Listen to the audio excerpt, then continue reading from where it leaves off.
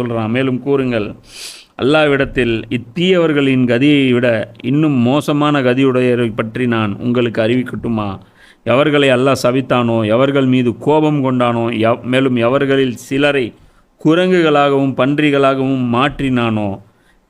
என்ன இப்போ அதில் அல்லாஹ் சொல்கிறான், இவங்களை விட கேடு கட்டவங்க யார் தெரியுமா? இந்த யூதர்கள் தான். இப்போ அது இன்றைக்கி இருக்கிற சூழ்நிலையில் இருந்தவங்கள விட இவங்களுடைய முன்னோர்கள் ஆக கேடு கட்டவங்க. அவங்கள நான் என்ன தெரியுமா பண்ணேன்? குரங்குகளாகவும் பன்றிகளாகவும் மாற்றினேன். இது சம்மந்தமாகவும் இறுதி நூற்றாண்டில் இறுதி சமுதாயம் அப்படிங்கிற அந்த தலைப்பில் நிறைய விஷயங்கள் நம்ம வந்து பேசியிருப்போம். குரங்குகளாக மாற்றப்பட்டவர்கள் யார் அப்படின்ட்டு. இப்போ இவங்க என்ன பண்ணியிருக்காங்க, படிப்படியாக இவங்களுடைய அந்த கேரக்டர் டவுன்ஃபால் ஆகிட்டே வருது. டவுன்ஃபால் ஆகி இன்றைக்கி வந்து அந்த ஜியோனிஸ்ட்டுன்னு சொல்லிட்டு ஒரு கூட்டணி உருவாகிருக்கு. இவங்க வந்து கிறிஸ்தவர்களும் யூதர்களும் சேர்ந்த ஒரு கூட்டணி.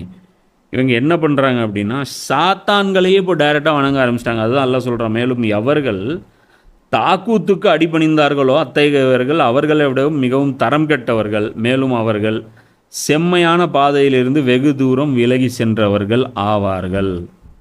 இன்னைக்கு இவங்களுடைய நிலைமை எப்படிப்பட்டதாக ஆயிடுச்சு அப்படின்னா, என்ன அன்னைக்கு என்கிட்ட சாபம் வாங்க, இவங்க சாபம் வாங்கினது வந்து நாங்கள் சொல்லலை, பைபிளில் ஏராளமான இடங்கள்ல இருக்குது. கர்த்தருடைய கோபம் வந்து பனி இஸ்ராயேல் மேல் இறங்கியதுன்னு பழைய ஏற்பாட்டில் ஏகப்பட்ட இடங்கள்ல இருக்குது. சரியா? அப்போது அல்லாட்ட நீங்கள் அந்த காலத்தில் மட்டும் செல்ல பிள்ளையாவாக இருந்தீங்க, ஏதோ ரசூல்லா வந்து உங்கள் பொழப்பம் மண்ணள்ளி போட்ட மாதிரி பேசுகிறீங்க. ஏற்கனவே நீங்கள் இதுதானே பண்ணிருந்தீங்க. ஈசா நபி தெளிவாக சொல்லிட்டு போகிறார், ஒரு தோட்டக்காரன் இருக்கான், அவன் தோட்டம் வச்சுருக்கான், அந்த தோட்டத்துக்கு ஒரு காவலாளியை போட்டு வச்சுருக்கான், அதாவது அங்கே பராமரிப்புக்கு மெயின்டெனன்ஸுக்கு ஒரு ஆள் போட்டு வச்சுருக்கான். ஆனால் அவன் என்ன பண்ண மாட்டேங்கிறான், சரியாக பராமரிப்பும் பண்ணல, அதுலேருந்து தோட்டத்துலேருந்து பழங்களும் அந்த முதலாளி கொடுக்கல.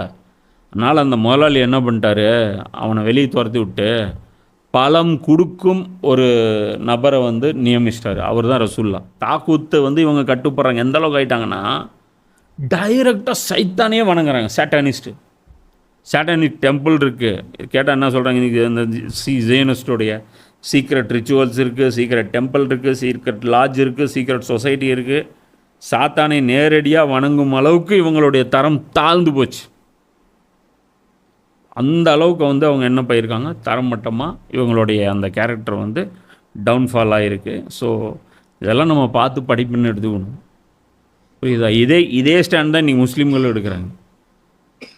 அல்லாஹ்வுடைய தீனை யார் பிரச்சாரம் பண்ணுறாங்களோ அவங்கள எதிரியாக பார்க்குறாங்க. யார் அல்லாஹ்வுடைய தீனுக்கு நேரெதிராக கலகம் செய்கிறாங்களோ அவங்களோட ஃப்ரெண்ட்ஷிப்பாக இருக்காங்க.